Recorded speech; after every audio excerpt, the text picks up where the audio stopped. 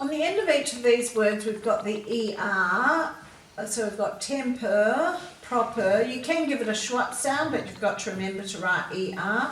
Partner, weather, sliver, contender, cucumber, slippers, bathers and desert. So we've got the ER in the middle of that word.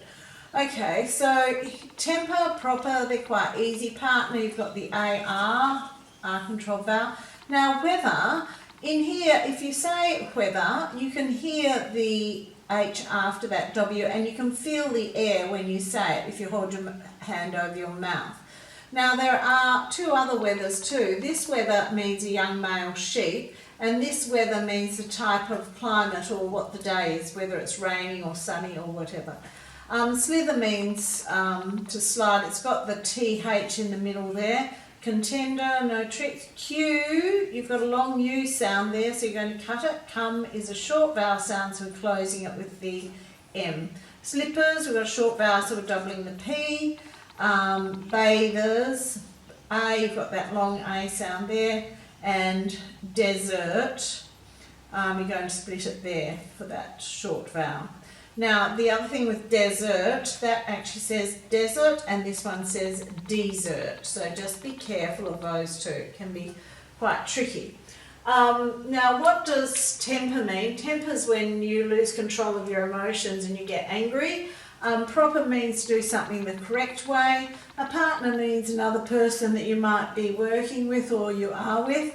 We've talked about these weathers. This weather means which thing. Slither means to slide. A contender is a participant in a competition. A cucumber is a green skin food often eaten in a salad. A slipper is a type of footwear that we wear before or after we go to bed to help keep our feet warm. Bathers is a costume that we may wear or clothing that we may wear to the beach or to the pool when we're going swimming.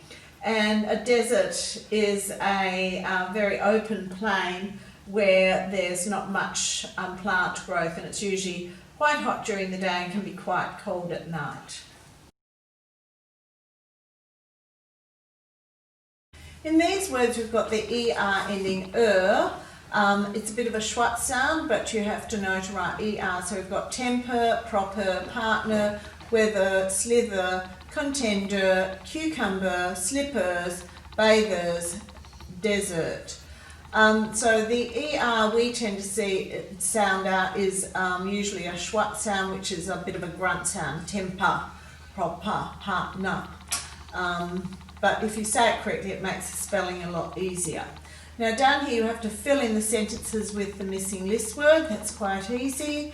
And then down here you have to choose the correct word. So we've got bathers and bathers. So one is relating to the person, someone who bathes or swims. This is the costume or the suit that someone would wear when they are swimming. Weather is referring to the conditions of the day. This weather means you can't decide whether to have something or not. It's a decision on which one you will have. This one is desert, meaning a dry, hot place during the day and probably cold at night.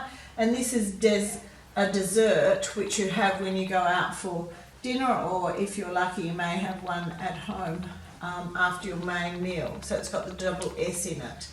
Down here, what does it mean? To lose one's temper means, and to be prim and proper, what does that mean?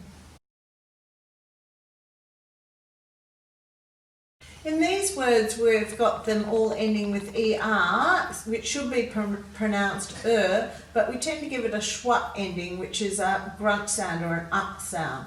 So rather than saying temper, we should say temper, and then the spelling would be easier. So let's say these words as we should: temper, proper, partner, weather, slither, contender, cucumber, slippers, bathers, and desert. Now fill in the gaps with the list word or extension. So you've only got 3 words to fill in there. Then you've got to write the new words and use them in sentences. So we're extending on from that base word that you've got in your list words above. So temperature, write the word on the line, and an interesting sentence on the second line. So try and use some adverbs and adjectives to add to your nouns and verbs to make that sentence or all of these sentences more interesting.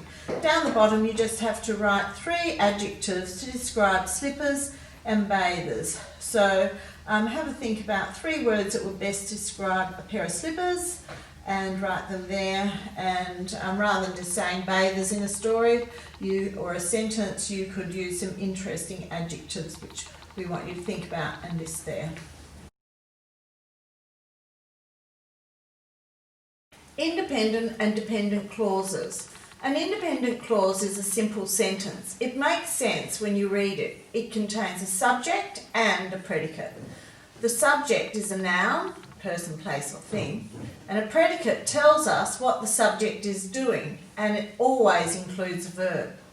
A dependent clause is a group of words that cannot stand alone as a sentence because it does not make sense by itself. So here's an example of a dependent clause. We've given you a hint. Think of a dependent clause as a child. The child depends on the parent. It must be joined with a parent, an independent clause. So the parent represents the independent clause and the child represents the dependent clause. The parents were worried after Amy vanished is a full sentence, but after Amy vanished is a dependent clause. It doesn't make sense on its own. So down here we've got set you a task. We've got underline the dependent clause and highlight the independent clause. Now if you want to highlight both, just make them 2 different colours. So we can make the dependent clauses all one colour and the independent clauses a different colour. So you're going to have to work out if the clauses, which they are, if they're a part of a sentence that can stand alone or not, and just work your way through that story. You may work together as a group or you may have to work through independently to get that done. But there are a number of dependent clauses in it and a number of independent clauses.